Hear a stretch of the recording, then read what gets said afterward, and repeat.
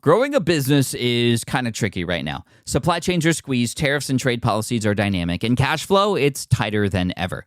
You need clarity to come out on top. Without it, you risk falling behind. If only you could hop in the DeLorean and see the future, right? Thankfully, there's NetSuite by Oracle. NetSuite has real-time forecasting to help you move ahead with confidence. This is your AI-powered business management suite and the #1 cloud ERP. Trusted by over 42,000 businesses, NetSuite brings accounting, financial management, inventory, and HR all under one roof. It's your single source of truth, giving you the data and control you need to move quickly. And with AI built in, you can automate the busy work and focus on strategy. NetSuite helps you see what's stuck, what it's costing you, and how to pivot fast. If I were running a business with a lot of moving parts, I'd use NetSuite for full control over everything. Tame the chaos with NetSuite. If your revenues are at least in 7 figures, download the free ebook, Navigating Global Trade, 3 Insights for Leaders at netsuite.com/SPI. That's netsuite.com/SPI. You spent months building towards launch day, but when the clock hits 0, your site crashes. Bots swarm, and loyal fans rage on Reddit. That's not good. Fanfare was built to stop that. Fanfare is the drop platform made for high-pressure moments, stampede-proof infrastructure, verified waitlists, and bot filters that actually work. Instead of refunds and rage, you get retention and revenue. And that sounds great to me. Your next launch shouldn't be a gamble. Get Fanfare's 5-step hype drop playbook and learn how to bulletproof your drop at fanfare.io/playbook. Again, that's fanfare.io/playbook. Hey, I get it. You've worked really hard to build up your business and it's doing great. So great that you need help now.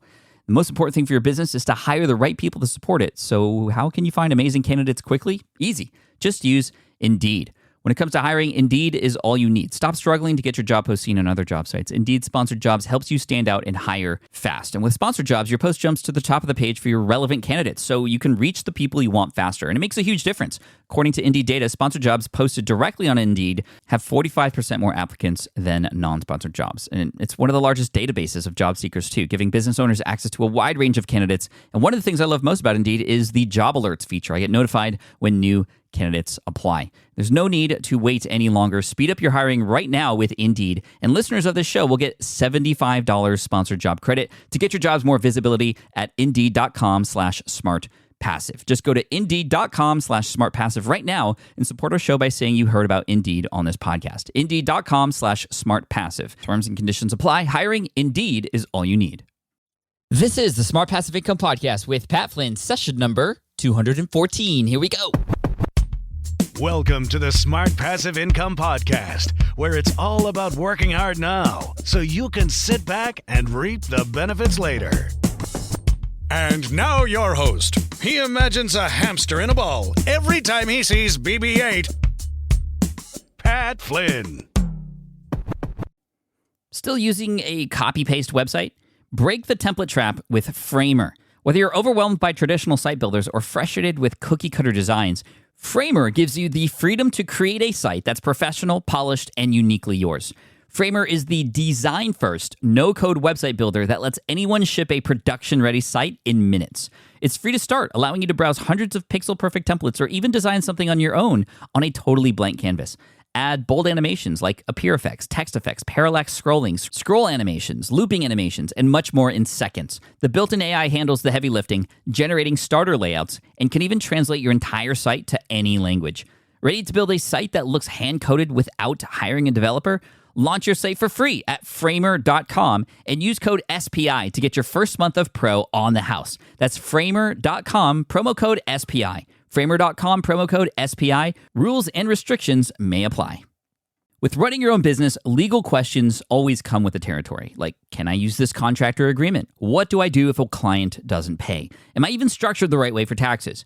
Instead of Googling your way through legal landmines, imagine having a law firm ready to address your business's legal needs without the sticker shock. That's what you get with Legal Shield's small business plans. Legal Shield helps entrepreneurs access real legal help on contract reviews, collection letters, business formation guidance, and even help navigating IRS audits. Members can schedule consultations, upload documents through the app, and get support from a provider law firm that knows small business laws in your state. Plus, consultations on taxes or trademarks help you stay ahead of potential problems. And if a client is late on a payment, Legal Shield steps in with professional collection letters so you can protect your hard-earned revenue, all for a fraction of the price of hiring a lawyer on your own. Go to LegalShield.com/SPI or call 833-570-9980 to learn more and get big business legal support without a big business budget. That's LegalShield.com/SPI.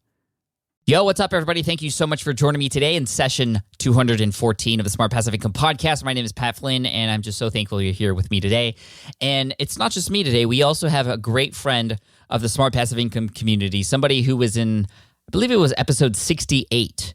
So that was quite a long time ago. This is Neil Patel from neilpatel.com, also quicksprout.com. A lot of you also know him because he's the founder of Crazy Egg and Kissmetrics and a number of other tools and other great pieces of software. He's created 4 multi-million-dollar businesses, and he consults a lot of other great businesses too. He's just a wealth of knowledge, and I brought him on the show today to talk specifically about content, managing content, how to approach content, how to know what to write about, how many articles you should launch with if you're just launching for the first time, how often you should be blogging and putting content out there into the world, and how to make the most out of that too, because we put so much hard work into our content. A lot of it just gets put in the archives, or we often do too much, and what's just right.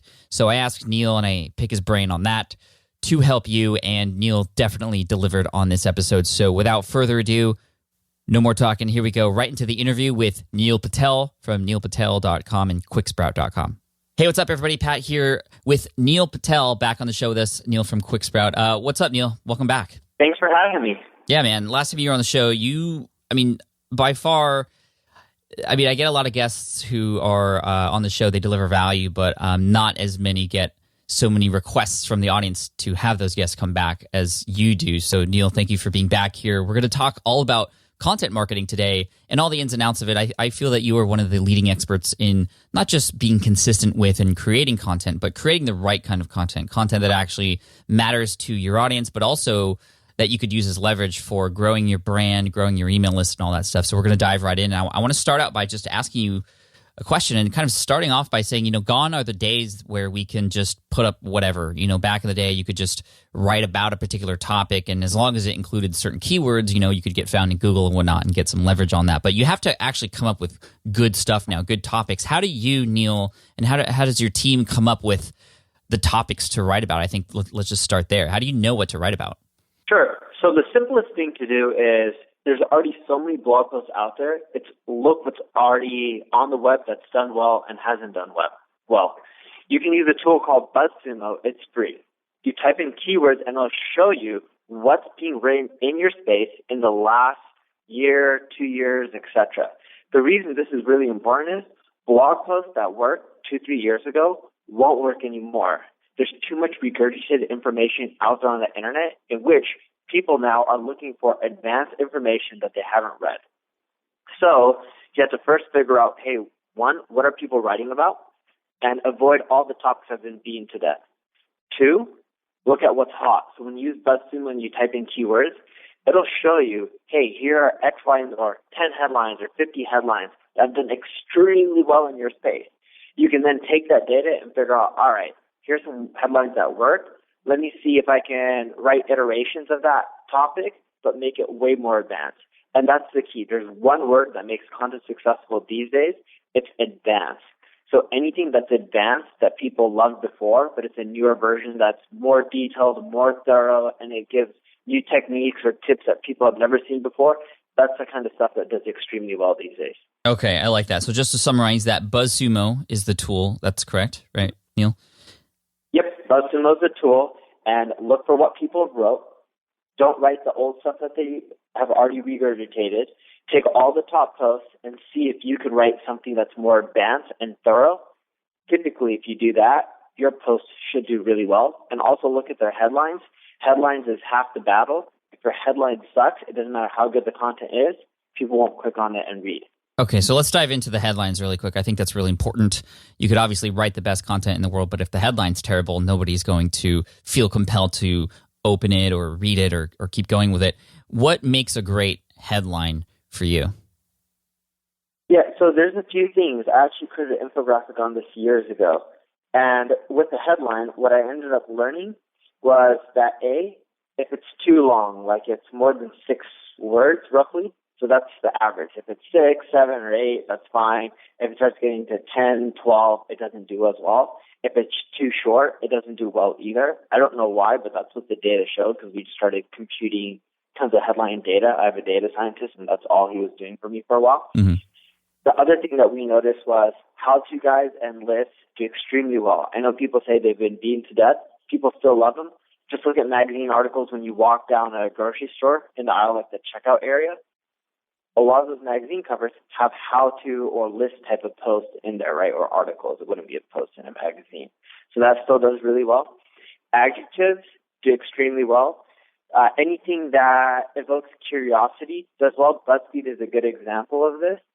And also doing headlines that are really descriptive. So people don't like vague headlines anymore. That worked extremely well 5, 6 years ago. But the trend that we've seen is the more specific you get within your headline, the more well it does. And most writers think, hey, if I get too specific, then no one's going to read it. And that's correct. You're going to exclude a big portion of the audience. But the people who do read it, they're much more likely to comment and share. Got it. Do you have an example from any article that you've written or any one that you've seen recently of a good headline that includes some of those things? There's no one good headline for every type of site. Reason being is a headline that works in the consumer space, for example, like BuzzFeed, won't work well in the B2B space. Evoking curiosity, if you're a B2B company, doesn't do that well. For example, BuzzFeed will use headlines like, someone got a tattoo inked, or someone put a red tattoo on their body, and what happened next will freak you out, Mm-hmm. right? Mm-hmm. And that may not be the best headline, but that's just an example of evoking curiosity. Those kind of headlines work really well for consumers on BuzzFeed and news and gossip type of sites. Those headlines would not work really well on a B2B site. If someone's reading an article on your blog, their business, they're looking to improve and grow, they're not going to really get attracted to clickbait like that. Yeah. So you have to adapt it to your audience. And that's why BuzzSumo is such a good free tool, and I have nothing to do with it, right? I don't own shares. I'm not involved in it. Mm-hmm. But it'll show you, because if you type in keywords within your space, it'll show you what's hot and what's not. And you can end up seeing, oh, in my space, no one's using headlines that evoke curiosity, because they'll rank the headlines based on popularity, and popularity is social shares. Well, in the B2C world, if you're seeing people use those type of headlines, then you know they work and you should be doing more of them. Got it. Okay. So you're just pretty much looking at what's already working out there and, implying what is and just making sure not to copy, but also make things better than what's already out there. So you're kind of using what's already existing as a guideline for yourself. So you're not just starting from scratch. I think this is great. Now, when it comes to, okay, let's say you found a topic or, you come up with a headline that's great. What do you do to prepare yourself to create this content? Do you do any research? Do you use any specific tools beyond BuzzSumo to help you with the actual writing portion to make sure that the actual content that's included in that post is unique and great? Yeah, I do. So the first thing I do is I outline the post. I'll use Microsoft Word. I know a lot of people hate that tool, but I love it. I go into Microsoft Word. I even pay the damn monthly subscription or yearly. I don't know what it is, but it sucks. I wish I could just pay the one-time price, but they don't have that option anymore. So I use Microsoft Word. I outline. I start with the headline. I write the introduction, and then I bullet out the main points that I want to discuss in the body, just like the headings. And then from there, I write the conclusion. Then I go in and I fill in the rest, reread it, add images, and publish. That's my writing process. Now, as I'm writing and coming up with the data points, either A, I'll know the topic like the back of my hand and I can just get cranking, Mm-hmm. or B, I need to do some research. When I do research, I'm just doing Google searches, like trying to plug in information. Like I know if I'm talking about increasing rankings on how title tags can adjust how many your ranking positioning. So then what I'll do is I'll Google for relevant articles that have stats or data, type in keywords in Google, and then link to those sources. Even if I know what I'm talking about, I will still go back, do a quick few Google searches, and then try to link to other articles that back up the points I'm trying to make. The reason this is really important is if you want to be seen as an authority figure, you want to get more social shares, you can't just write content based on your opinions. Yeah, sure, if you're a political site, by all means, go ahead and do that.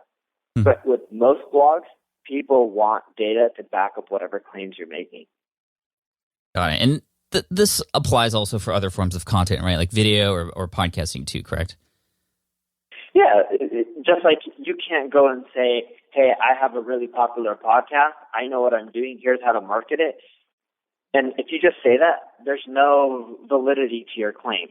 If you say, hey, I'm Pat, everyone loves the Smart Passive Income podcast, and it's so popular that we get 100,000 views per episode according to X, Y, and Z. Now when you give tips on, hey, here's how you can create and grow your own podcast, people are much more likely to listen because you've shown them or you've told them that according to X, Y, and Z source, I'm getting at least 100,000 listens per podcast. Right. It legitimizes not just my points, but myself in the process. So to regurgitate what you just said, you outline this topic first, and you actually write the intro out to help probably your thoughts, and then you write down bullet points of the things you want to cover. Then you actually write out the conclusion too. Why do you write out the intro and the conclusion before you get to the kind of meat of the article? Meat takes the longest. If you don't have a good intro and a good conclusion, no one's going to read the meat. I do a lot of heat map testing with blog posts, and the pattern that we continually see is a lot of people read the intro, they scroll all the way down, they read the conclusion, and then if they're happy, they go and read the rest. That's interesting. That is really interesting. What tools are you using to kind of see that? I just use Crazy Egg, right? I use a scroll map report on there. Yeah, Crazy Egg. Of course you use Crazy Egg, right? That's your... That's why I don't want to mention it because it's mine, and I'm like, I don't want to say. That's why I was like, I just use a heat map. No, it's a great product. I was just curious to see if that's actually what you would say. So Crazy Egg is a great analytical tool that you can use. It's beyond just the numbers. It's actually how people use your site, what's hot, what's cold, and so you can make actual changes. I've used it myself for a lot of the design changes that you see on the website now, and it's a great tool. So crazyegg.com is where to go for that.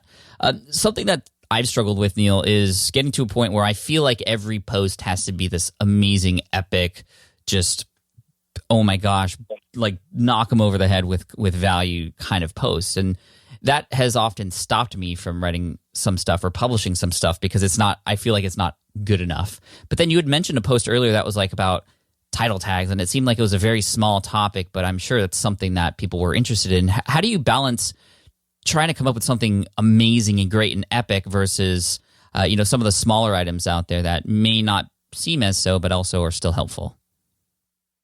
Think of your blog as a store. When someone goes into a store, people are different types of shoppers. Some may want to buy 10 things. Some may want to buy one thing. Some shoppers buy a product based on looking, trying it on, reading the box, the material. Some just look at it, and if they like it, they buy. Just like a shop, your blog will have different types of readers. Some will be advanced, some will be basic. Some will want to read 5,000-word posts or listen to an hour-long podcast. Some may just want to read a 500-word post. Now, I'm not saying write a 500-word post or do a 5-minute podcast because you can't give much value in 30 words or 100 words, unless it's just breaking news and you can put it out in 200 words or whatever it may be. Right. What I would recommend doing is write your real cornerstone pieces of content, the epic pieces, the ones that are so thorough and so good that it's going to drive a ton of traffic. And that'll help build a foundation for your blog. At the same time, you'll notice that those pieces will start bringing in other visitors from Google, social media sites, etc. A lot of those visitors may not want to read 5,000-word posts on a continual basis, especially if you're someone like you who collects emails, because then you're remarketing to your list every time you release a new blog post or whenever you blast out to them. So you also want to write posts that are good that just answer specific questions. For example, Quora. It's really popular because people have questions and they want the answers. So you could end up writing a 1,000-word post on, let's say, how to adjust your title tags to maximize your search engine ranking. It's basic. A lot of people have already known about it. The post isn't going to do as well.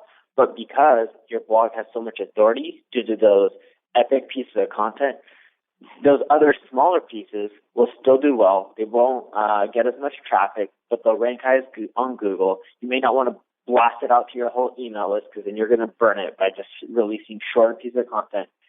If it's good enough, people won't mind. Just don't blast out every piece of content to your email list, and do a bit of variety. So do long posts, short posts, posts that could be videos or images or podcasts, whatever it may be, but think of it as a shop. Not every person coming to your blog is the same. You have to have different pieces of content for different reader types. I like that. Now, for somebody just starting out, though, maybe they're about to launch their blog, how many posts would you recommend to have on when they launch, and what kind of posts in terms of length and epicness and smallness, or, you know, what would an ideal launch look like when a blog launches for the first time? What kind of content should be on there at the start? Yeah, there should only be one piece of content, the one that you just wrote and published. You don't want to have 5-10 pieces, launch a blog, and then people think they can go and read the old one. Because you know what? If you look at the analytics on most blogs, whoever comes to your blog and reads one article, the chances are they're not going to read another article. Don't publish 5 or 4 or even 2 before you launch. Just write one epic piece of content, and only write epic piece of content, like really thorough, detailed guides, long to the point, thorough. It doesn't necessarily have to be long in text. It could be long in audio or video, whatever it may be, or even thorough in images. Release it. Do at least 5 of those over the course of the next 30 to 45 days, and then you can start mixing it in with shorter posts. So start off strong, you're saying, with the content that you're coming out with. Obviously make some noise out there with the epic content that you're writing. And it's interesting because in the podcasting world, the best practice is to launch with 3 to 5 episodes. And that's because people with podcasts, they'll binge listen. You know, once they listen to one, they'll want to keep listening, and that allows you to get more chances to have your call to action in front of them and more subscribes and more downloads. It's great at the beginning of the life of your podcast. But you're saying it's actually the opposite with blog posts. And, you know, that sort of makes sense because I look at my analytics even now that I've been blogging a long time. I mean, most people on the site will go 2.5 page views or 3 page views at most on average. And that's not a whole lot. No, and your analytics are above average by far. Most people on your blog, I'm going to guess, go to your homepage. I think you have a section for your income report. Yep. Unless you change that. And then they also can go to a blog post. And I'm assuming your income reports are really popular. Yeah, you're absolutely right. Most people don't even get 2 page views for every visitor. They're averaging like 1.2 to 1.7.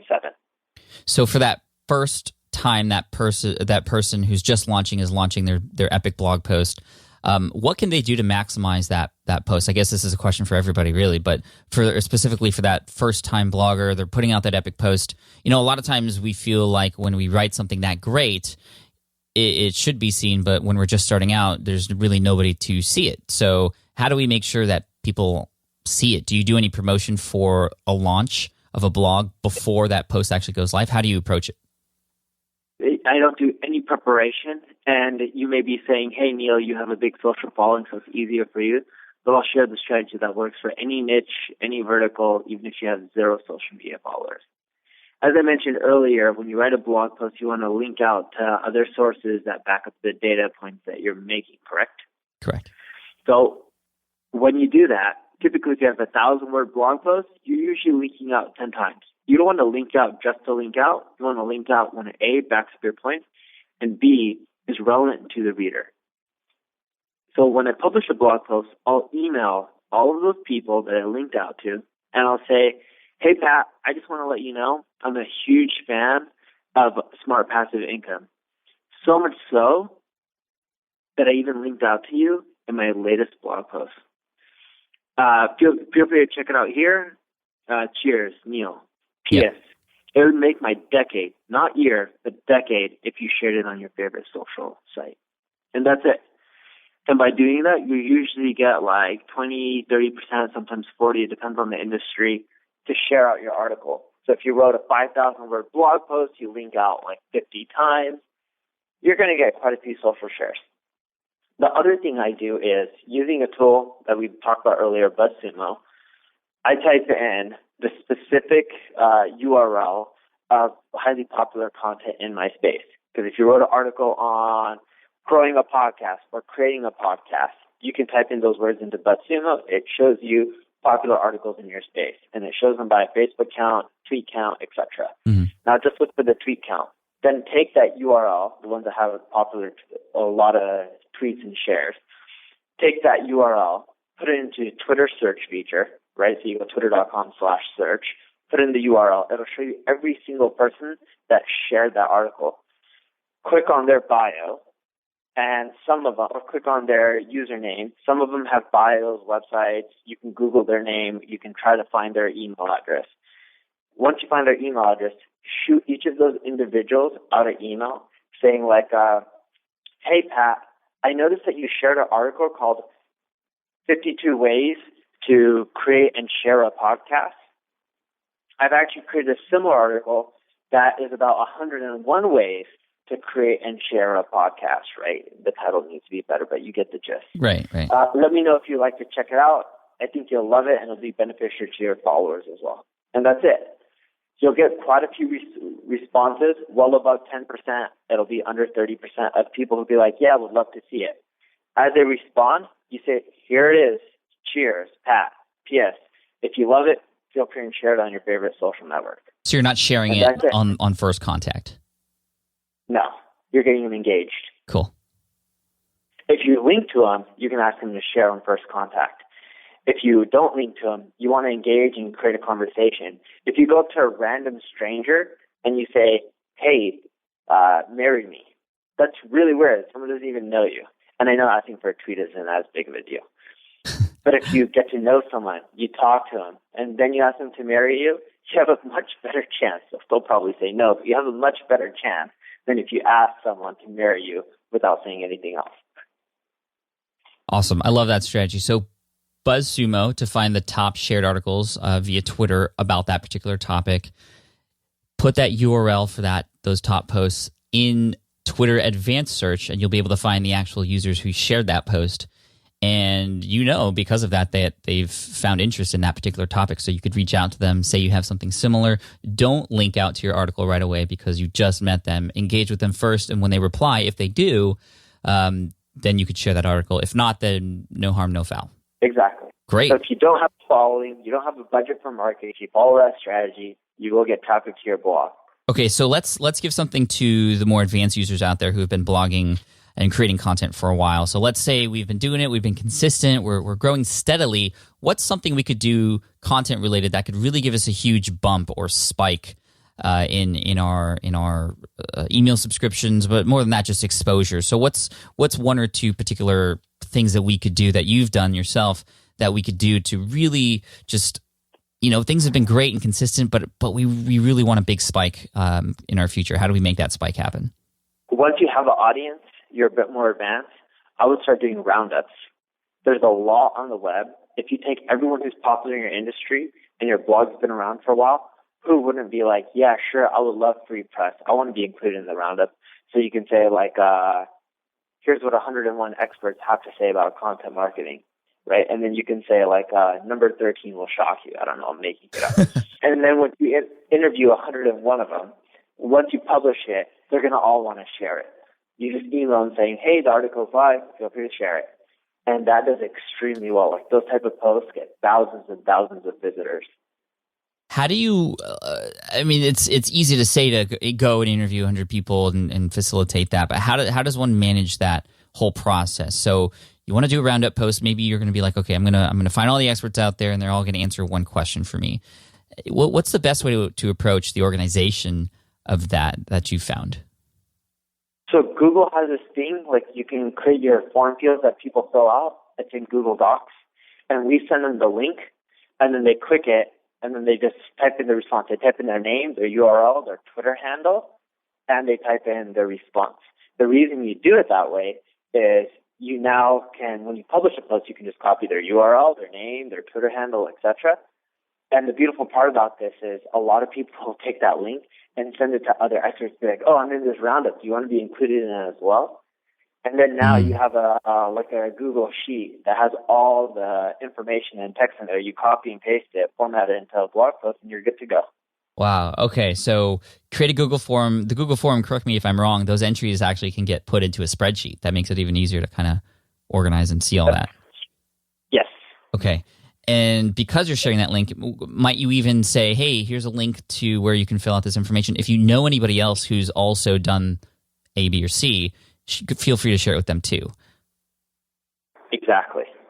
And then you might end up getting hundreds of responses, and then literally it's just copy paste from there. I think that's, man, I've been looking for a great way to facilitate that, and I've always just reached out kind of on Skype or Twitter, and then sometimes I get Twitter responses, sometimes I get email responses, or they'll text me, and it just becomes a huge mess. So I think that's a great approach, and I think that's something that will definitely help people get a spike. Is that something a beginner could do too? I feel like it can be done, but maybe they won't have as much authority and people might not say yes as much. But is that still, a roundup post still smart for those who are just starting out too?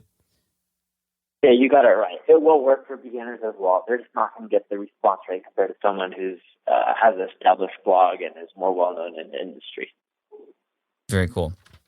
All right, so we're closing up here. We've talked about a lot of great actionable things. How do you best make your content work for you? And specifically, I'm talking about content that's in your archive. I think a lot of us have been blogging for a while. We have content in any sort of format that's been around that just, was great when it came out, but it kind of got lost because we've just written so much more stuff since then. How do we re-engage our older content? What are the best ways to bring people back or bring those old articles back to life? Sure. So I'm going to give you some rough numbers. My personal blog, neilpatel.com, it's still new, gets around 190-something thousand unique visitors a month, or at least that's what it's on track for in March. Nice. And out of those 190-something thousand visitors, 80 plus come from social. Out of those 80 plus that come from social, almost 2/3 of it is from older posts. And what I do is on a daily basis, I try to share at least one old article on Twitter, Facebook, LinkedIn that's done well. So I'll take an article that I wrote a year or two ago, and the blog hasn't been up that long, but let's say a year ago, and it did well, got tons of social shares, and then I'll go share it again to the same audience, because a lot of people forgot about it or missed it, never saw it in the first place, and if it did well in the past, chances are it's going to do well again in the future. So that's one strategy. The other strategy I do is older posts tend to rank better on search engines. So I use Google Search Console. It's a free tool from Google, and you have to verify that you're the site owner. And what it'll do is show you your rankings per page, your click-through rate, and how many impressions that article got, and what keywords it was for. So then you'll take those pages that have a low click-through rate and decent ranking and start adjusting the title tags. The title tag, in this case, because you're a blog, would be the title of the post. So you want to adjust it to be more keyword-rich, yet it's still readable by a human and still sexy and appealing so that they'll want to click through. And if you can find a perfect match, right, I can't tell you that, hey, just add in this keyword or adjust it by this and you're going to get a ton more clicks. It doesn't always work that way. But you'll find yourself ranking for specific terms. If that term is at the end of your title tag, in many cases, moving it towards the beginning increases click-through. That's just one tip. Putting how-tos, lists, evoking curiosity, right? Adjusting your title tag with some of those elements also increases clicks. Now, you don't want to put how-to in your title if the post isn't a how-to type of post. You could adjust the post if you want to put the how-to in there. But if you do these things, you'll notice you'll get an increasing click-through rates. If your click-through rate goes up, your rankings will go up over time. This will help your old posts continually get more traffic from sources like Google, which will outweigh any sort of traffic you're getting for a brand new blog post through social or any sites like that. Nice. Okay, so to recap that, we have older posts that are typically found on Google search, and we could use Google Search Console to see what those posts are. And sometimes you'll come across posts that are ranking, but they just have a low click-through rate, meaning when people find them in Google and they're on the results page, not very many people are actually clicking on those because maybe the title tag is uninteresting. So you can actually adjust those, and will they adjust in real time in Google, or how long would it take to kind of populate? No, look at your data in 2-week tranches, and typically when a low click-through rate is anything under 5%, you'll find a ton of pages that have under a 5% click-through. And then you can just adjust those and check 2 weeks later and see how it's increased. Yes, and Google has a date range picker in Search Console. So you would just say, all right, I made the change today, and I'm going to wait 2 weeks. Keep in mind, the data in Search Console is at least 2 to 3 days delayed. Okay. So when you make a change, you got to wait 2-3 more days, and from that point, the data will then be accurate with the new title. Awesome. Neil, what do you feel is the biggest mistake people out there who are blogging or creating content make? They're not consistent. The biggest thing that kills a blog or makes it not succeed in the first place is inconsistency. If you can't blog once a week or once a month, pick whatever the frequency is, but just be consistent with it, you won't do well. And ideally, it should be at least once a week. I haven't seen too many blogs create content once a month and then just crush it. It typically has to be at least once a week, ideally 2 or 3 times a week. And if you're not willing to put in the effort, then don't blog on your own site. Just guest post on other people's sites. What do you feel about Medium.com for Medium's not exposure? bad. It's a great way to generate more traffic. A lot of people are on there. They use it more like a journal. Whenever you want to write, you write. If you don't want to write, you don't write. Mm-hmm. I just don't like the concept of, again, if you want to use it for guest posting, by all means do it. I don't like the concept of having your main blog on like a Medium or a Tumblr. I like it on my own domain using WordPress. The reason I use WordPress is it's open source, it's flexible. There's a lot of plugins that make your life easy, and it doesn't cost any money. Plus, you can control it. So if you have a popular blog like yours, you release your income reports. I don't know what your last month's income was, but I'm guessing it's around 6 figures a month, right? Yes. Plus or minus $10,000, $20,000. So if you look at your income reports, would you have been able to generate that much income if you were on Medium or Tumblr? Definitely not. Exactly. And that's why that's why I recommend people not to fully blog on Medium or Tumblr. Use it as a guest posting platform. Don't use it as your main blog. You had mentioned the biggest mistake is inconsistency. How does one stay consistent? What are 1 or 2 things or pieces of advice you have to allow people to be consistent with their content? Not just picking a frequency, but I don't know, tools, or do you actually schedule out when you write? And what are some devices you use to help keep you consistent?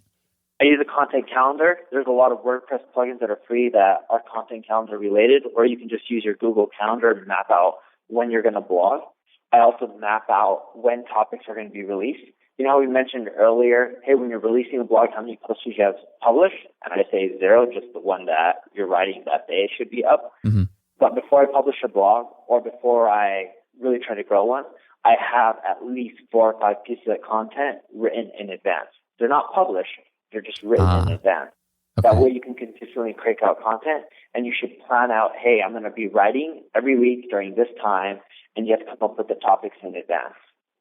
Yeah, I've learned that scheduling that kind of stuff really helps me. For me, Monday is my writing day. Tuesday is my podcasting day, and since actually making that concrete in my life, it's been a lot better, and I have become more consistent. So that definitely helps. And Neil, thank you so much for all that and everything. I mean, every time you come on the show, you always bring super actionable strategies and tactics for people. So I know I speak for everyone when I say thank you for that. And also, where can people find out more about you? Like, what are the big things you have going on right now that we could support? Sure. You can find out about me more at neilpatel.com. And the big thing that I'm releasing soon is a book. I'm just trying to get it out there. It's called Hustle, and hopefully people buy it. I think it'll do well. Nice. When's it coming out? September. All right, man. We'll look out for it. Sounds good. Thanks for having me. Thanks, Neil. We appreciate you.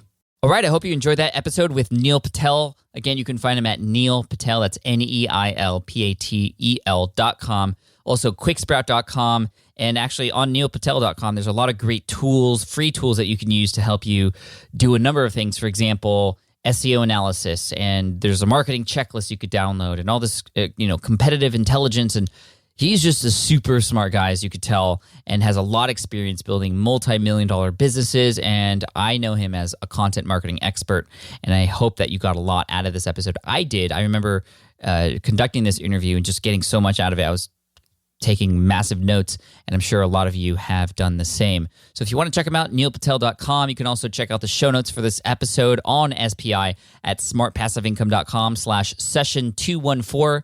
Again, that's smartpassiveincome.com/session214. Also, I want to take a quick moment just to thank you. I don't know if you realize this, but you, the listeners, have made a massive impact on the direction of where Smart Passive Income has gone. As a result of you, I've been interviewing certain guests that you've recommended. As a result of your recommendations, I've been tackling different topics that are of high interest to you. In addition to that, I created a brand new podcast called Ask Pat, which you may have heard of before. And on that show, I answer voicemail questions from you as well. You can actually check that out at askpat.com. But that wouldn't happen if it wasn't for you. Obviously, Ask Pat, there needs to be questions in addition to my answers in order to make that show a success. And I'm so thankful that it's there, and I have you to thank for that. I also have you to thank for pushing me to create some online courses to help you through a number of the different problems and pains that you might be having with your online business, the scaling of it, just even the start and the process of it. Even though there's a lot of great free information here via the podcast, I know this from my own experience as well, courses can be life-changing because you purchase a course and you are just in that mindset of actually doing that thing that course tells you to do.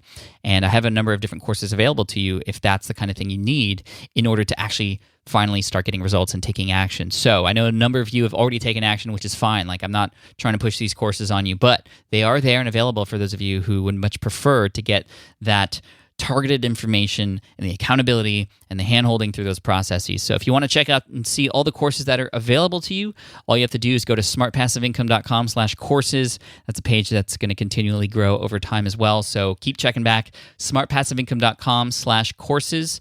And I look forward to hopefully seeing you there. Thank you so much. I appreciate you, and I look forward to serving you in next week's episode, where we're going to be continuing our conversation about content. And I'm actually inviting my content/editorial manager, who has been just a massive addition to the team here on Team SPI, who has really cracked the whip on making sure that everything is being done on time, that we're actually ahead of schedule, everything from Ask Pat to the podcast to the blog content to SPI TV. She's really the mastermind behind what the content has become over the last 6 months here on SPI. And so we're going to talk with her and talk about kind of what she got into and how she helped fix the problems that were happening before she came on board and what we're doing to get ahead too. So you'll hear from Janet in the next episode. Until then, thank you so much. I appreciate you. And if you have a moment, please leave a review on iTunes. I don't ask for them much, but sometimes I forget because I know that a lot of you just need to be reminded sometimes to leave a review. They help out very much. Doesn't have to be very long. Just an honest review on iTunes would be massively helpful for the show. Thank you. Cheers. See you next week. Bye. Thanks for listening to the Smart Passive Income Podcast at www.smartpassiveincome.com.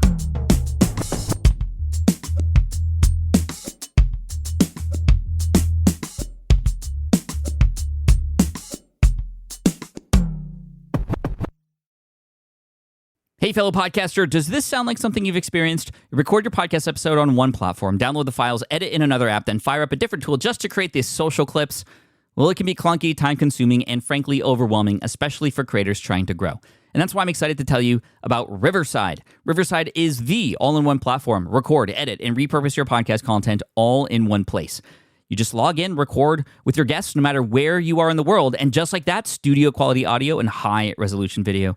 We use Riverside here at SPI as well now. With built-in AI, I can automatically clean up my audio, saving myself so much editing time, and it can even auto-generate clips to make promoting the show a breeze. And with Magic Clips, I can grab the best moments and repurpose them as short-form video, perfect for YouTube Shorts, TikTok, or Instagram, without re-recording a thing. So if you're tired of juggling tools and want a faster, simpler way to create and scale your content, it's time to try Riverside, built by creators for creators. Just go to smartpassiveincome.com/Riverside and use code SMART to get 1 month free on the Pro plan. That's smartpassiveincome.com/Riverside, promo code SMART. Have you dreamt about being your own boss, but still haven't made the first steps to making that dream a reality? Well, I get that. Starting a business can feel super overwhelming with legal forms, paperwork, finances. It's a lot. And that's why I'm excited to tell you about Taylor Brands. Taylor is a complete business builder designed to make launching your business simple and stress-free. You can register your LLC in just minutes, keeping your personal assets and the business assets separate from day one. From there, you get access to everything you need to get off the ground. Legal documents, licenses and permits, invoicing and bookkeeping tools, and even a 100-day business coaching program, all designed to help you hit the ground running. You'll also get a free personalized business plan, branding tools, and so much more. And of course, listeners of this show get an exclusive 35% discount to get started. All you have to do is head to tailorbrands.com/SPI. That's TAILORBRANDS.com/SPI. Stop dreaming, start building with Tailor Brands.